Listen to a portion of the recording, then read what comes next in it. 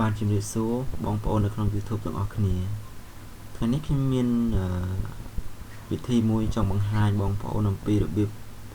ធ្វើ flash យើង boot ទៅជា Windows ដើម្បីយើងងាយស្រួលក្នុងការ set up Windows ថ្មីដោយខ្លួនឯងដែលមិនចាំបាច់យកទៅជាងគឺយើងធ្វើ flash boot ដោយខ្លួនឯងតម្រូវការដែលបងប្អូនត្រូវមានហ្នឹងគឺទី1គឺបងប្អូនត្រូវមាន flash ដែលមានទំហំចាប់ពី4GB ឡើងទៅឬក៏8GB ក៏បានដែរបាទនេះ flash របស់យើងមានទំហំ 8GB ហើយតម្រូវការដែលយើងត្រូវមាននោះមាននេះគឺបងប្អូនត្រូវមានកម្មវិធីមួយមាន application មួយដែលមានឈ្មោះថា Rufus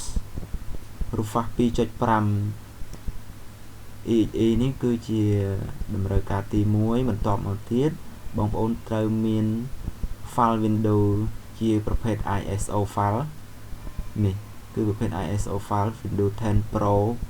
64 bit និង32 bit បងប្អូនអាចដំឡើងមួយណាក៏បានដែរ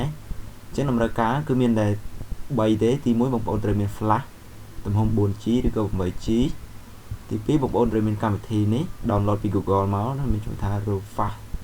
2.5 ហ្នឹងហើយនឹងទី3ហ្នឹងគឺបងប្អូនត្រូវមាន ISO Windows 10 ISO file ដែលបងប្អូនអាចទៅ download ពី Google បានដូចគ្នាគឺនេះ ISO file មានកន្ទុយ ISO គឺបងប្អូនអាចធ្វើ flash boot នឹងបានហើយបាទឥឡូវយើងចាប់ផ្ដើមទាំងអស់គ្នាជាមុនដំបូងគឺយើងត្រូវដំឡើងកម្មវិធី Rufus នេះសិន double click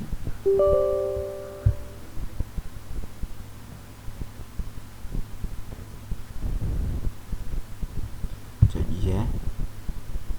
បាទពេលមកដល់កន្លែងនេះគឺបងប្អូនមិនបាច់ខ្វល់ទេយើងមិនចាំបាច់ select អីទាំងអស់គឺយើងទុកចោលអញ្ចឹងហើយកន្លែងនេះយើងត្រូវ select នេះមាននេះកន្លែងនេះមួយនេះគឺកន្លែងរូបនេះរូបថាសរូប disk នេះយើងចុចកន្លែងរូប disk នេះមកអូខេតបមកទៀតបងប្អូនចូលទៅ driver ដែលយើងបានទុក ISO file Windows 10 ដែលយើងបាន download ពី Google មកហ្នឹងគឺយើងត្រូវទៅយកវាមកដាក់នេះ Windows 10 បងប្អូនត្រូវចាំគឺកន្ទុយវាត្រូវជា ISO file ទៅវា boot ទៅបានណាបាទនេះ Windows 10 Pro 64 bit ឥឡូវខ្ញុំយក64 bit មក boot ទៅជា file Windows សម្រាប់ឈូស Windows ថ្មីយើងចុចវាមកយើងចុចរើសវាហើយយើងចុច open បន្ទាប់មកទៀតយើងចុច start ពេលយើង select មកបានហើយនេះវាចូលកន្លែងនេះចេះអញ្ចឹងយើងអត់មានត្រូវចុចសេរីអីទាំងអស់ទុកវានៅទាំងអស់អញ្ចឹងដដែលហើយយើងចុច start នេះហើយយើងចុចអូខេតមកទៀតវានឹងដើរបាទនេះបងប្អូនវានឹងដើរមកអញ្ចឹងរហូតមកសូមជម្រាបបងប្អូនផងដែរថាមុននឹងបងប្អូនធ្វើការ flash boot នឹងបានគឺបងប្អូនត្រូវ format flash បងប្អូនជាមុនសិនគឺយើងត្រូវ format វាឲ្យស្អាតកុំឲ្យមានអីជាប់ញ៉ៃញ៉ៃនៅក្នុងហ្នឹងគឺ flash នឹងត្រូវស្អាតអត់មាន file អត់មានអីនៅក្នុងហ្នឹងទេយើងត្រូវ format វាសិន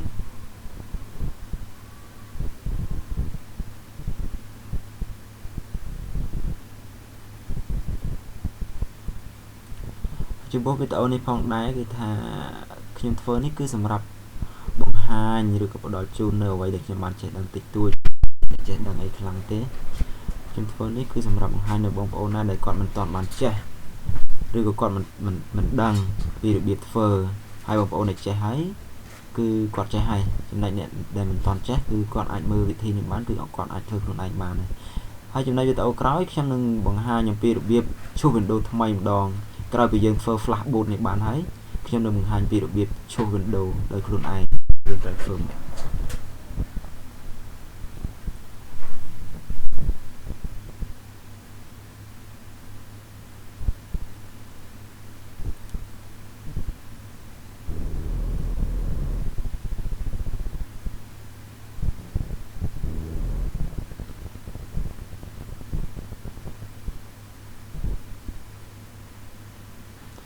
Và cái này phòng đấy cứ về đào đến dù tịch đấy và đào pin chọc trắng tại dương ảnh đọc là nâng bàn hai chấm dương chuột từ boot computer dương và đôi sai dù bây giờ lấy nhom chụp cancel sẵn này còn là chụp cầm bằng hai từ bông cầm oi dù page về để đào chop bằng phone về để đào chop cứ ở bên đây bạn thì bằng phone tục ở bên đào tam sừng rùa lô đo là chụp nó kêu này pin chop á cứ ok rồi ở xong cancel sẵn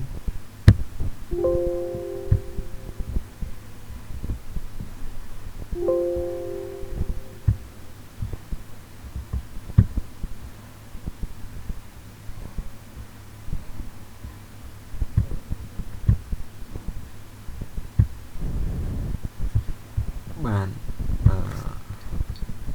nét trong năm 12 những cái flash boot để em phơi bán để trong boot hỏi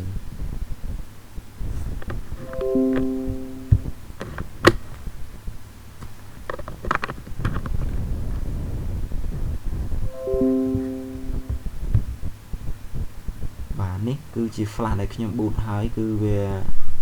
và tầm hôm off phần nét cứ dừng ảnh boot Windows dừng bàn này